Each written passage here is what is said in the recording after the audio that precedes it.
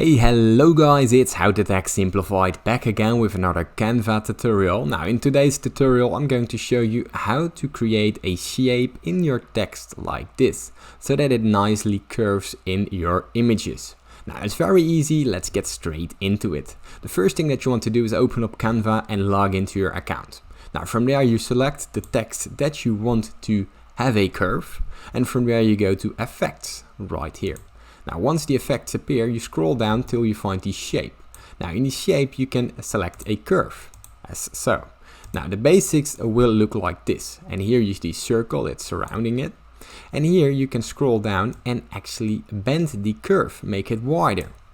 Now if you want it the different way, you simply scroll down until the minus and you create a curve like so.